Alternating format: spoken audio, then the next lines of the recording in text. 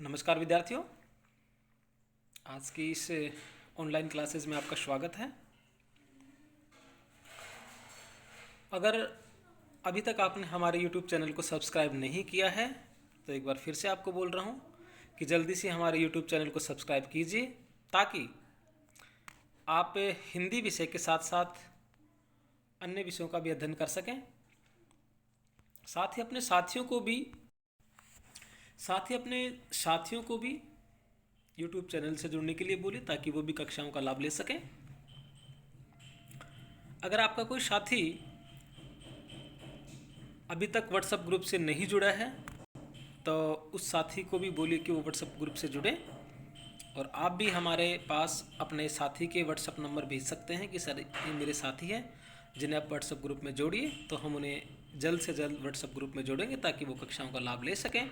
तो देखिए, पिछले कक्षा में हमने गिरधर कविराज जी की 2 कुंडलियों का अध्ययन किया, जिसमें गिरधर कविराज जी ने समय के परिवर्तन को और छोटों से भी शिक्षा लेने की बात हमें कही थी। आज भी हम उनके पद संख्या 14 और 15 का अध्ययन करने जा रहे हैं, जिसमें समय के अनुसार, क्योंकि समय परिवर्तनशील है और एक समय ऐसा आता है कि मूर्ख व्यक्ति भी ज्ञानी को ज्ञान देने की बातें करता है। मूर्ख लोगों में एक प्रवृत्ति होती है आत्मश्लाघा। आत्मश्लाघा का मतलब खुद अपने ही प्रशंसा करना। ये मूर्ख लोगों में एक प्रवृत्ति होती है। इस कुंडलीय संख्या 14 में गिरधर कविराय ने हमें यही बताने की कोशिश की है कि मूर्ख व्यक्ति आत्मश्लाघा होते हैं। देखिए क्या है। कौवा कहे मराल से, कहा जाती कह गीत, तुम ऐसे बदरूपिया कहीं ने जग में होत। कवि के वर्णन के अनुसार कौवा कहे मराल से, मराल का मतलब क्या होता है? हंस। कि कौवा हंस से कहता है कि हे हंस, कहा जाती कहे गीत, कि तेरी जाति क्या है और तेरा गीत क्या है। अर्थात तू नीच जाति का है, कर्कश वाणी वाला एवं छोटे कुल गोत्र का प्राणी है। ऐसा कौवा हंस से कह रहा है। कौवा कहे मराल से, कहा जाति कहे गीत।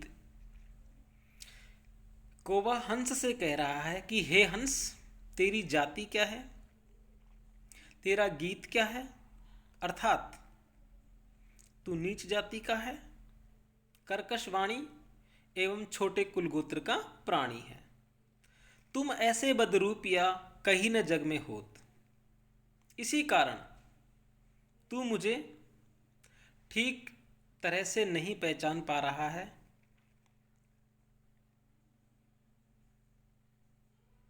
मुझे तो तुम्हारे जैसे असुंदर व कुरूप प्राणी संसार में कहीं नहीं दिखाई दिया। कहीं न जग में होत महा मेले मलखाना, बैठी कचहरी जाय वेद मर्याद न जाना। तुम्हारे जैसा अत्यंत गंदा एवं गंदगी का भंडार। देखिए, महामेले और मलखाना, मलखाना का मतलब क्या है? गंदगी का भंडार। कि तुम्हारे जैसा असुंदर व कुरूप प्राणी संसार में कहीं नहीं दिखाई दिया। तुम्हारा जैसा अत्यंत गंदा और गंदगी का भंडार संसार में तो कोई नहीं है। बैठी कचहरी जाय वेद मर्याद न जाना।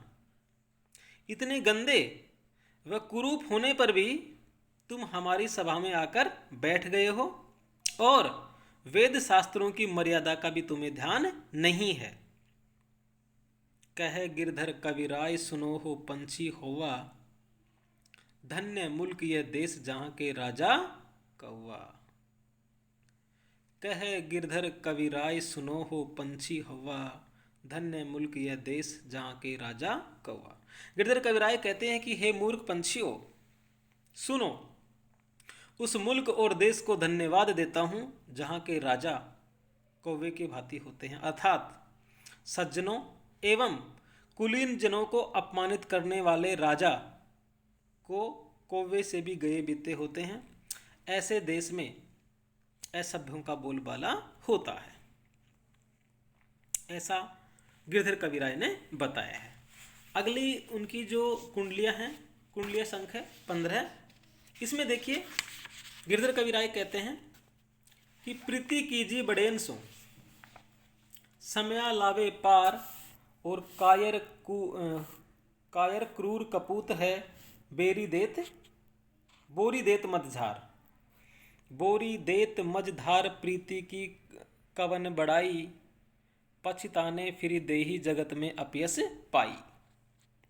देखिए कवि कहते हैं प्रीति कीजिए बड़ेन सो, समया लावे पार, कि सदैव अपने से बड़े लोगों से ही प्रेम व्यवहार करना चाहिए, क्योंकि वह बड़ा आदमी संकट का समय आने पर नाव को पार लगा देता है, अर्थात आपत्ति आने पर अपने प्रभाव से उसका निवारण कर देता है। इसलिए कायर क्रूर कपूत है, बोरी देत मझधार।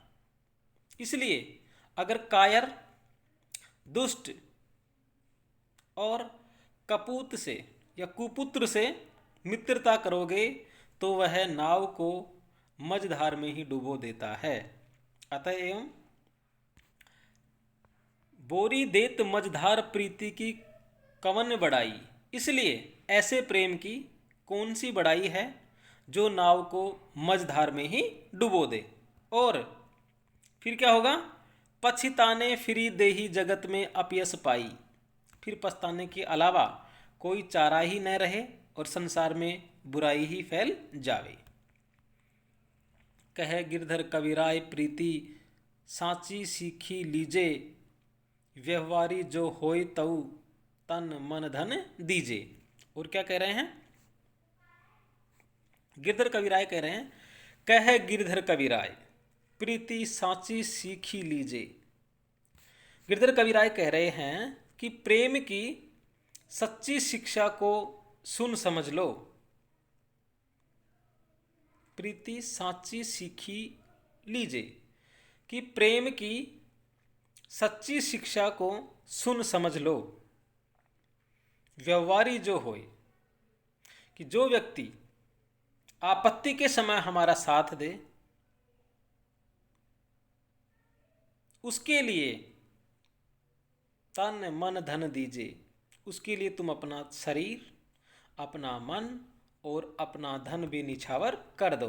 अर्थात प्रेम व्यवहार का निर्वाह करने वाले से ही प्रीति करनी चाहिए, उसी के लिए समर्पण भाव रखना चाहिए। तो इस कुंडलिया संख्या 15 में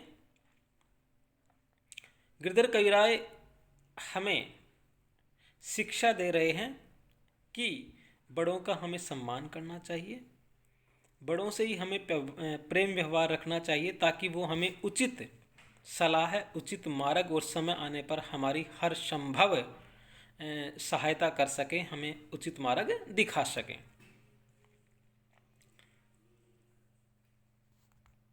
गिरधर कविराय ने हमें प्रेम व्यवहार के लिए उचित शिक्षा दी है। साथ ही स्वार्थी एवं कायर व्यक्ति से प्रेम व्यवहार हमेशा हानिकारक रहता है, ऐसे भी हमें शिक्षा दी है। अलंकारों की जब हम बात करते हैं तो अनुप्रास अलंकार के साथ साथ यमक अलंकार और दृष्टांत अलंकार भी इन कुंडलियों में प्रयुक्त हुआ है, जो आपको कला सौंदर्य में लिखना है। छंद की जब हम बात करते हैं तो मैंने आपको पिछली कक्षा में बताया था, फिर से आपको दोबारा से बता रहा हूँ कि जैसे ही आपकी परीक्षा में गिरधर कविराय जी की कोई भी कुंडलियाँ आए आप काव्य सौंदर्य में बिना संकोच के लिख सकते हैं कि कुंडलियाँ छंद में रचे गए पद हैं या इन पद्यांशों में कुंडलियाँ छंद है। भाषा इनकी अवधि ही रही है। तो इस तरह से आज की इस कक्षा में हमने रीतिकालीन कवि गिरधर कविराय जी का अध्ययन किया है। अगर आपको हमारा ये वीडियो पसंद आया है तो वीडियो को लाइक करना न भूलें। धन्यवाद।